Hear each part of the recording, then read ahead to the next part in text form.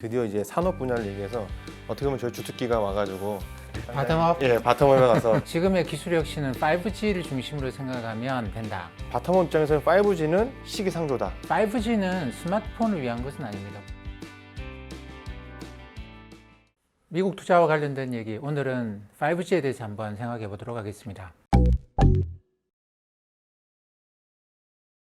지난번에는 이제 어떤 보면 전반적인 어떤 미국 시장을 했는데 드디어 이제 산업 분야를 얘기해서 어떻게 보면 저희 주특기가 와가지고 바텀업? 예, 바텀업에 가서 기쁜 마음으로 상무님하고 하려고 합니다. 일단은 지난번에 저희 한 것처럼 뭐 좀 약간 두 갈식으로 상무님은 5G에서 어떤 뷰가 어떠신지 제가 어떤지를 먼저 시작을 하고 좀 한번 더 재밌을 것 같아서 그러면 5G 어떻게 생각하시나요? 저는 5G 빠예요. 이게 지금의 기술 혁신은 5G를 중심으로 생각하면 된다라고 하는 입장인 것이죠. 저는 바텀업 입장에서는 5G는 아직은 좀 시기상조다.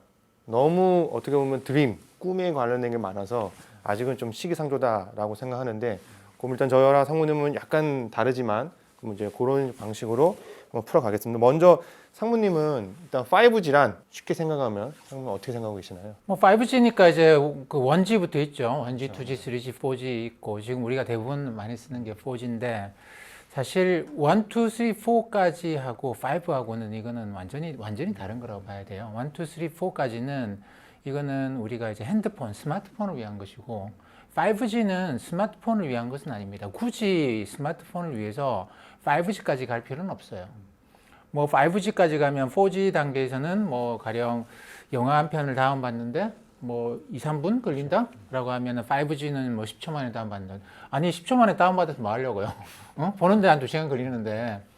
그러니까 이게 스마트폰한테는 별로 필요가 없어요. 근데 이제 우리가 스마트폰에서는 사실 지금 1, 2, 3, 4입니다만 4G까지 온 것만 하더라도 정말 대단한 일이고 여기서는 거의 끝났는데 5G는 기본적으로 생각이 사람과 사람 사이의 커뮤니케이션이 아니고 5G는 사람이 배제된 기계와 기계가 자기들끼리 그냥 커뮤니케이션을 하는 걸 전제로 하고 만들어 놓은 그런 컨셉이죠. 그렇기 때문에 저는 이 5G를 제대로 이해를 하면 이게 우리가 지금 기술이 혁신이 어떻게 가고 있다. 그리고 앞으로 세상은 어떻게 바뀔 것 같다.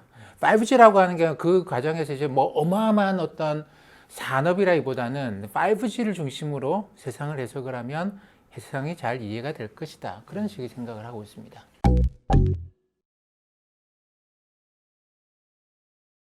저도 5G는 뭐 상당히 중요한 개념이라고 생각하고 있습니다. 말씀하신 대로 5G가 어떻게 보면 세 가지 특징이 있는데 하나가 이제 초연결성입니다. 상무님 말씀하신 대로 5G는 이제 여러 기업, 여러 기기들을 같이 예를 들면 뭐 사물 인터넷이나 가능하시기 때문에 초연결성이 있고 또 방금 말씀하신 대로 당연히 이제 초고속 엄청나게 빠르고 또 하나가 이제 초저지연성입니다. 그래서 예를 들면 자율주행차 같은 거 갈 때 이제 4G나 그런 거는 1초라도 늦으면 큰 사고가 날 수 있지만 5G는 이제 초저지연성이기 때문에 그런 세 가지 특징으로 5G가 향후에 뭐 4차 산업혁명에서 상당히 필요한 거다. 그래서 일부에서는 5G를 단순히 어떻게 보면 네트워크 인프라 개념보다도 이걸 하나의 플랫폼으로 봐야 한다. 플랫폼을 봐서 이제는 B2C, 그러니까 비즈니스 투 컨슈머가 아니라 B2B, 어떤 B2B의 플랫폼 역할을 할 수 있다. 뭐 그런 얘기도 하고 있더라고요. 그러니까 우리가 흔히 말하는 4차 산업혁명이라는 것에서 그게 이제 지금 우리가 시기를 정확하게 구분한다라는 의미가 없고 그리고 또 4차 산업혁명이라는 게 이게 말이 앞뒤가 맞는 말이냐. 뭐 1차, 2차, 3차, 지금 4차 뭐 이런 거는 없다. 학자들 그런 말씀도 많이 하시는데 좀 우리가 이제 우리가 세상을 이해하는 관점에서 그냥 실용적으로 4차 산업혁명이라는 걸 뭐 그렇게 정의를 한다고 한다면 보통 2010년 정도부터 이렇게 시작한다고 봐요. 그때부터 주식시장에서도 이 관련 종목들하고 전통 종목들하고 사이에 가격 격차가 이제 커져가기 시작합니다. 고전에는 그냥 뭐 버블이겠지. 2000년 IT 버블처럼 한 번씩 있었던 일인데 2010년 이후로는 꾸준하게 나타나는 현상이에요. 이 새로운 기술, 4차 산업혁명 기업하고. 근데 이 4차 산업혁명이라는 게 핵심이 데이터잖아요. 그죠? 데이터 센터를 만들고 AI가 왜 필요하겠습니까? 어마어마하게 많은 데이터를 처리하려고. 데이터가 작으면 사람이 보면 돼요. 사람이 하나씩 보고 요 데이터 한번 버리고 요거 갖고 모델을 만들어서 돌리고 우리 그런 거 많이 하거든요. 학교에서도 많이 하고 하는데 이게 데이터가 이제 흔히 말하는 빅데이터란 말이죠. 어마어마하게 많은 데이터를 데이터 센터를 만들어 놓고 거기다가 엄청나게 많은 데이터를 축적해 놓으니 사람이 이걸 가지고 어떻게 하기는 힘들어요. 그러니까 이걸 이제 기계한테 학습을 시키는 거죠. 야, 네가 이것 좀 관리 좀 하고 여기서 뭘 뽑아봐라. 요게 한쪽이 있을 것이고 그러면 어디선가는 데이터를 또 만들어야 될 거 아닙니까? 데이터가 어디서 만들어져야 될 거예요? 곳곳에 설치되어 있는 CCTV도 하나의 기계죠. 이 CCTV가 서버하고 커뮤니케이션 하는 거. 요것도 이제 기계끼리 커뮤니케이션을 봐야 돼요. 근데 뭐 저기 있는 상하수도, 요금, 뭐 지금 물이 얼마나 흘러가고 있다. 중간에 어디서 파이프가 터졌네. 이런 것들에 대한 데이터들을 쭉 끌고 오고, 그 다음 뭐 자율주행차도 도로를 다니다 보면 뭐 이런저런 신호들을 받고, 자기도 나 지금 우회전할 거거든? 뭐 신호를 보내고, 앞에 가는 차도 나는 속도를 좀 줄일 거거든? 이런 신호도 보내고, 이런 모든 데이터들을 만들어요. 기계들이 만들고 여기는 그 데이터가 쌓이고 그러면 당연히 중간에 데이터가 흘러가야 된단 말이죠. 근데 이게 이제 유선으로 흘러갈 수는 없고 무선인데 지금까지 우리가 갖고 있었던 거는 4G, 그래서 최근에 이제 5G라고 하는 걸로 이 연결을 만드는 거죠. 그렇기 때문에 이 연결이 어떻게 되어 있는가를 우리가 이해를 하면 이쪽과 이쪽의 데이터를 만들고 데이터를 이걸 가공을 하고 그것 가지고 어떤 정보를 만들어내고 하는 흔히 말하는 빅데이터나 사물 인터넷이나 뭐 초연결성 이런 것들이 다 요걸 중심으로 해서 이해를 할 수 있지 않겠나 싶은 것이죠. 그래서 말씀하신 것처럼 이 5G를 그 자체의 어떤 산업으로 보고 5G 관련주가 뭐 있지? 그 저기 뭐냐 케이블 같은 게 있어야 될 때는 케이블 뭐 설비 이런 걸로 봐요. 한국에서 저도 유튜브 이런 거 좀 보다 보면 5G 관련적으로 그러면 전부 다 이제 설비 까는 건데 이게 5G 핵심은 아니죠. 5G 핵심이라고 하는 거는 그런 구체적인 어떤 뭐 선을 어떻게 하고 뭐 전파를 어떻게 하고 이것보다도 말씀하신 대로 이거는 플랫폼이에요. 이 플랫폼을 중심으로 해서 4차 산업혁명을 이해하는 것이 좋지 않겠나 생각합니다. 그러니까 4차 산업이 속된 말로 이제 ABC라고 얘기합니다. ABC? A가 AI, B가 빅데이터, C가 클라우드. 그래서 이제 그 ABC라고도 얘기하는데 그래서 곰곰이 생각해 보니까 결국 이 ABC를 구현할 때 데이터가 필수고 그래서 속도 뭐 여러 가지가 있는데 그 5G라는 거는 뭐 필수 요소가 아닌가 성우님 말씀 들으면서 그런 생각이 들었습니다. 그래서 일단은 저희가 또 이제 미국 시장 관련된 얘기를 하니까 근데 뭐 미국을 보니까 최근에 트럼프도 막 화웨이 관련해서 여러 가지 이슈인데 요거는 탑다운 관점에서 미국은 어떻게 지금 5G를 바라보고 있는지 정책은 또 어떤 거예요 지금? 그러니까 이게 미국의 생각이 그건 것 같아요. 그러니까 이 기술 혁신이라고 하는 건 늘 패권을 새로 만들기도 하고 패권이 무너지기도 하고 그렇습니다. 우리 역사를 보게 되면 새로운 무기 개발이라고 하는 게 역사를 확 바꿔왔거든요. 최근에도 이제 그 오스만 투르크가 지금은 터키죠. 터키가 콘스탄티노플을 점령하고 지금의 그쪽 지역에서 이제 터키가 만들어지는데도 그 콘스탄티노플 성이라고 하는 게 그러니까 동로마 제국이죠. 어마어마하게 강력한 성이었거든요. 대포도 못 뚫었어요. 근데 영화를 보면 진짜 어마어마하게 큰 대포를 만든 거예요. 야, 그 당시에 어떻게 이게 가능했을까 싶을 정도로 어마어마하게 큰 대포를 만들어서 한 방 빵 쏘니까 그냥 성이 우르르르 무너져 버리는 아무리 견고한 성도 그냥 무너지는 것이죠. 이런 식으로 늘 기술의 어떤 혁신이라고 하는 거는 이 세계의 패권을 바꾸고 주도 국가를 바꾸는 이런 일을 해왔습니다. 근데 3차 산업혁명이라고 하는 게 우리가 흔히 말하는 저기 컴퓨터거든요. 이 컴퓨터를 만들어서 미국이 냉전을 종식시키고 세계에 대한 장악력을 확보했다. 그래서 이제 팍스 아메리카나라는 패권을 만들었다 생각하는데 지금 미국은 이제 그러는 거죠. 이 4차 산업혁명이라는 게 패권을 무너뜨리지 않을까. 새로운 패권 국가를 만들지 않을까. 이게 이제 미국으로서는 제가 볼 때 가장 큰 걱정이에요. 그럼 지금 그게 중국인데 미국 입장 중국을 보면 중국이 이 기계끼리 커뮤니케이션하는 기계를 만들지 못하게 할 수가 없어요. 이미 만들고 있거든요. 이쪽에 빅데이터를 처리하는 거 보면 뭐 뉴스 시간에도 보고 있습니다만 중국에 보면 횡단보도에도 이렇게 사람 얼굴 인식하는 게 있단 말이죠. 안면 인식하는 기술이 이거 그 국내에서도 그런 공사를 하거나 사업을 하시는 분들 제가 이야기를 들어보니까 야, 이 기술이 미국보다 앞서 있는 경우도 많대요. 그리고 굉장히 저가랍니다. 그러니까 중국이 우리가 생각하는 그렇게 기술적으로 낙후되어 있는 그런 나라가 아니고 이쪽 영역에서는 어마어마한 그런 이제 기술을 이미 확보하고 있다고 봐야 되겠죠. 특히 소프트웨어 쪽으로는 뭐 어떻게 확보했는지 모르겠습니다만 어마어마한 기술을 확보하고 있는 것 같아요. 그러면 미국이 이걸 막을 수도 없고 안면 인식 기술을 얘들이 이미 확보를 했는데 틱톡 이런 거 보면 알고리즘을 얘들이 알고 있거든요. 만든단 말이죠. 독특한 알고리즘 만들어요. 이걸 어떻게 하겠습니까? 기계 뭐 여기저기서 CCTV 만드는 걸 못 만들게 할 수는 없죠. 근데 이제 이 데이터가 만들어지고 데이터가 가공되는 요 중간의 선 이거는 못하게 하면 되는 거 아니냐라는 것이죠. 그래서 그 5G라고 하는 게 화웨이나 이런 기업들이 5G 장비를 만들고 하는데 이 기업들에 대해서 미국이 자꾸만 제재를 가하고 하는 이유는 이게 이제 5G 단계에서 막으면 이 중국이 새로운 4차 산업혁명에서 제대로 서지 못할 것이다. 그러면 미국이 천천히 가도 미국이라는 나라는 기술 혁신이 일어나도 이게 천천히 가거든요. 왜냐하면 국가가 야 그 기술 가져와라고 해서 퍼뜨리지를 못해요. 근데 중국은 가능한 일이죠. 중국은 가능한 일인데 미국은 기술 갖고 있는 애가 지만 알고 조금씩 버텨 나가면 미국은 4차 산업혁명의 속도가 굉장히 느린 나라라고 봐야 됩니다. 중국은 굉장히 빠를 거고. 근데 이거를 견제하려고 그러면 미국으로서는 이 중간에 통로인 5G를 제어하고 5G를 중국이 세계 시장에서 퍼져나가지 못하도록 선을 끊어버리는 그런 일을 지금 하고 있다고 봐야 되겠죠.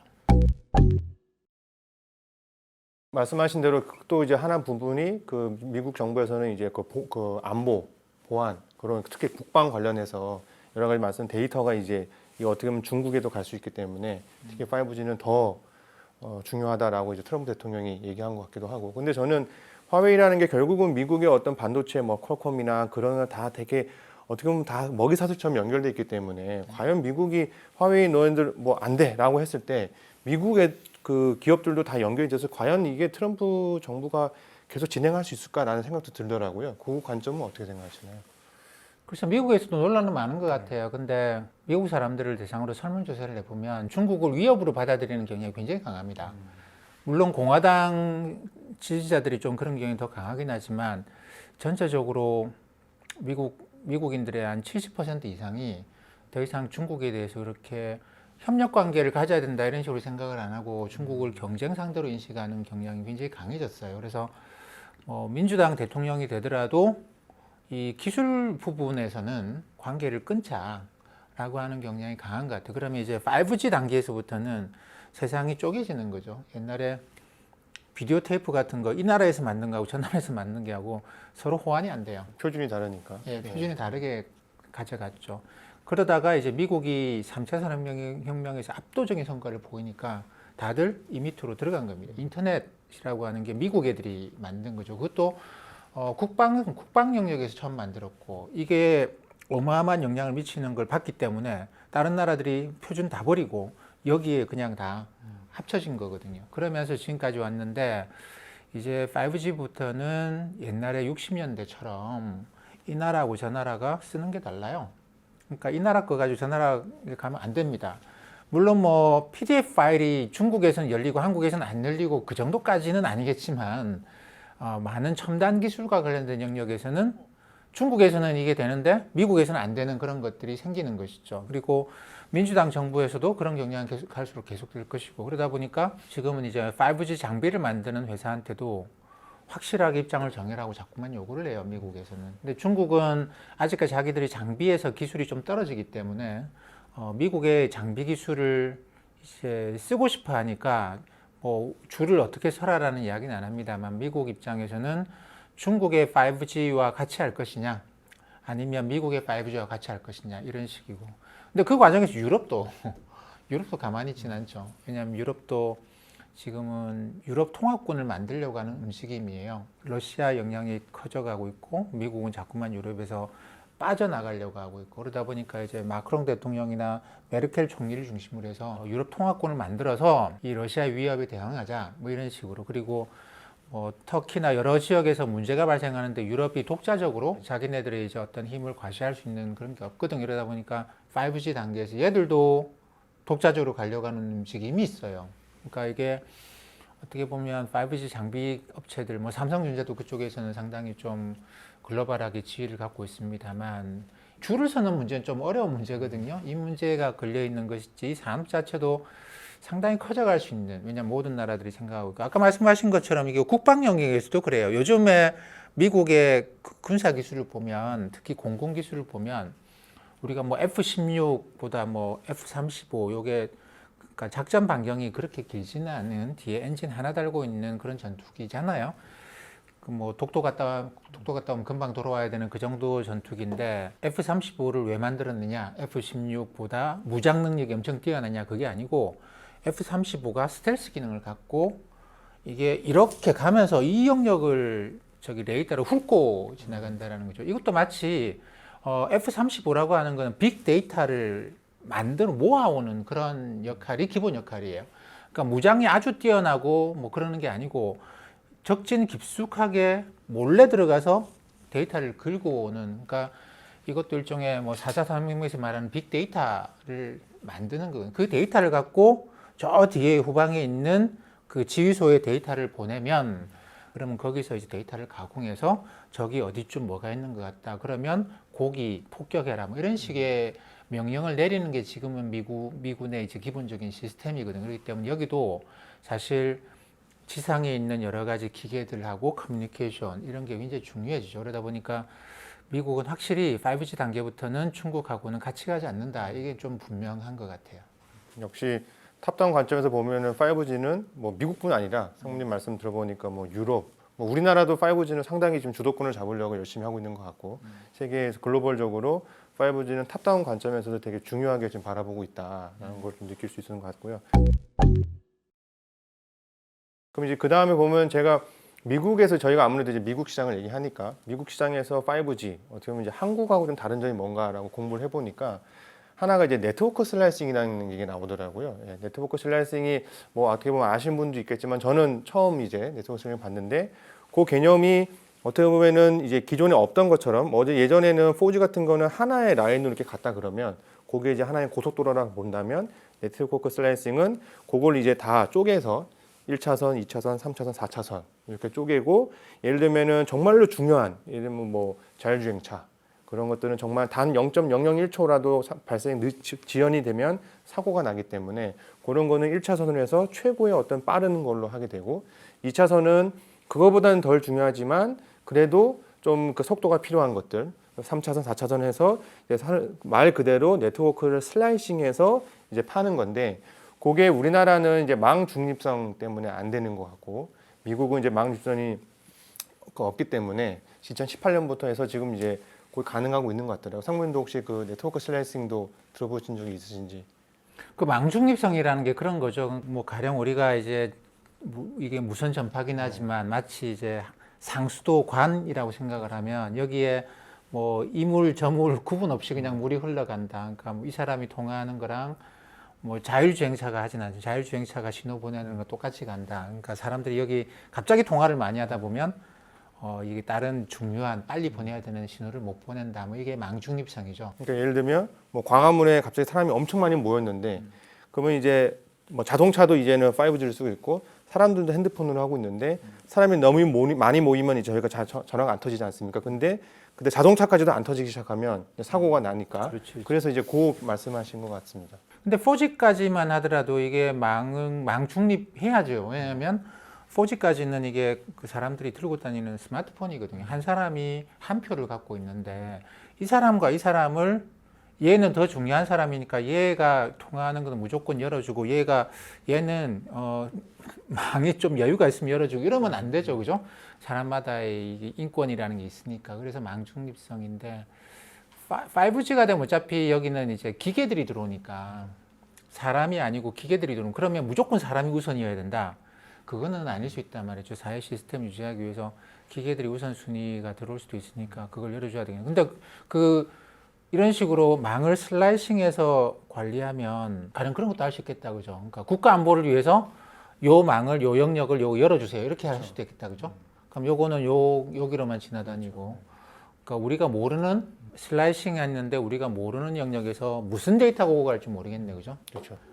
그렇기 때문에 역시 이게 국가 안보라는 차원에서 서로 간에 쪼개질 수밖에 없는 그런 걸 갖고 있는 것 같아요.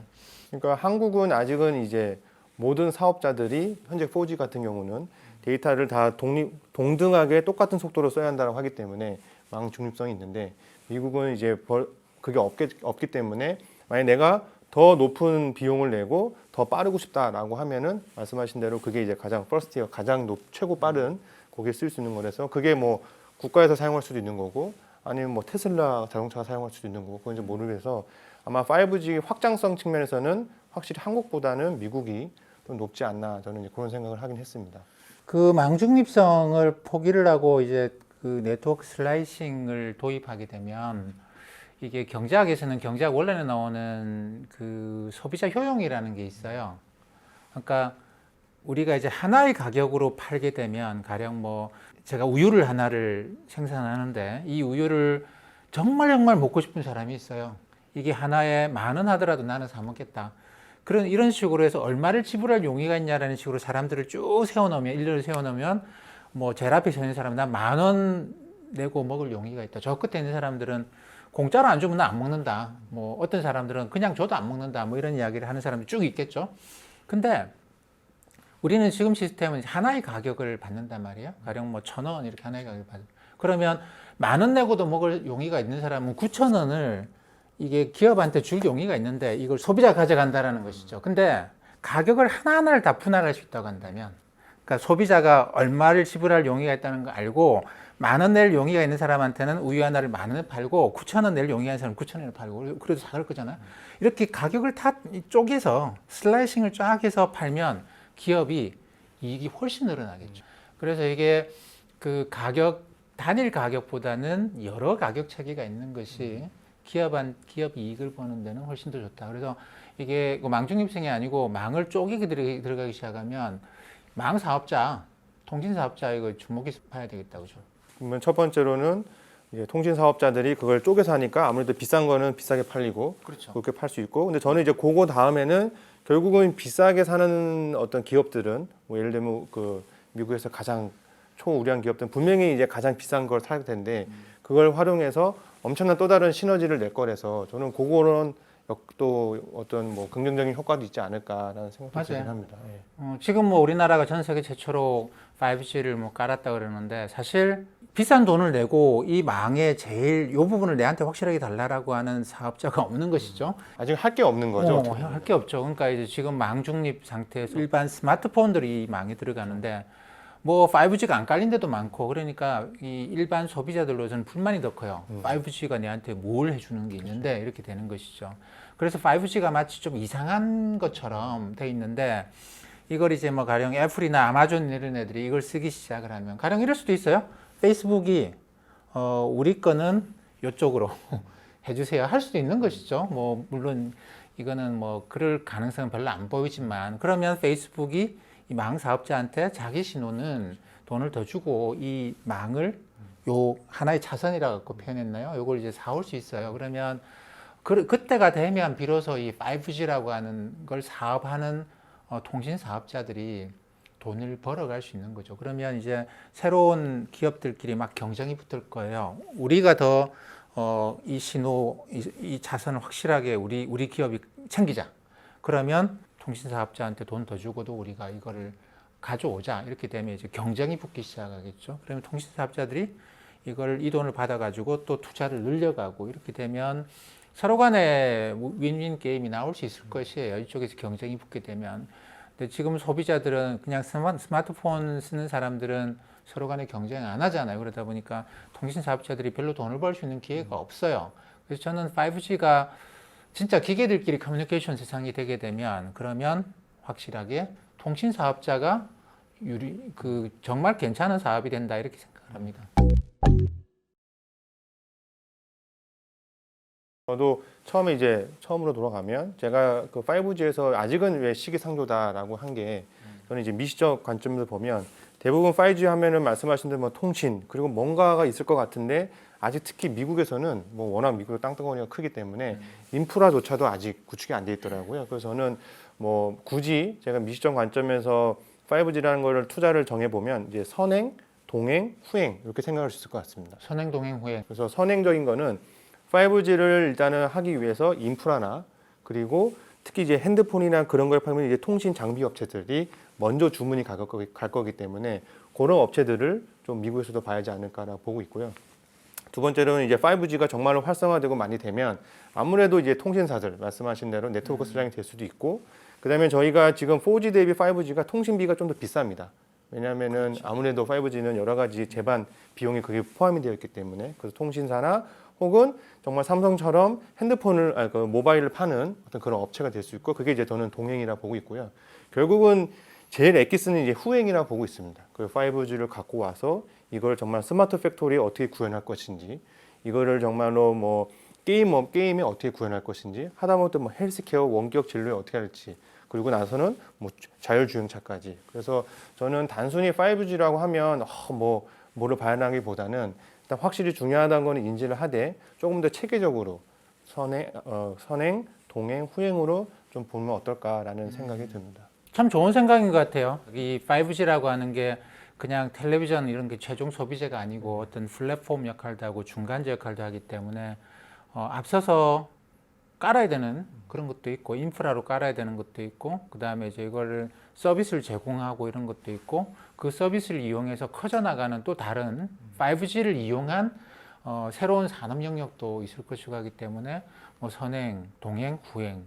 그럼 지금은 어느 쯤에 있다고 봐야 될까요? 미국은 아직까지는 선행과 동행에 약간 그 중간에 있는 것 같습니다. 완전 동행까지는 아직 아닌 것 같고요. 그렇다고 또 선행은 아닌 것 같고 중간 정도. 그래서 저는 뭐 그거를 좀 아직 활용하는 기업까지는 좀 없는 것 같고, 지금은 좀 인프라 설치하고 그다음에 말씀하신 통신사 그걸 위주로 좀 봐야지 않을까. 근데 다만 포커스는 여전히 이거를 어떻게 활용할지, 뭐 말씀하신 대로 페이스북이나 그런 초우량 기업들이 5G를 이용해 또 다른 세상을 어떻게 만들지를 투자자들은 계속 좀 유념해서 봐야지 않나 이렇게 보고 있습니다.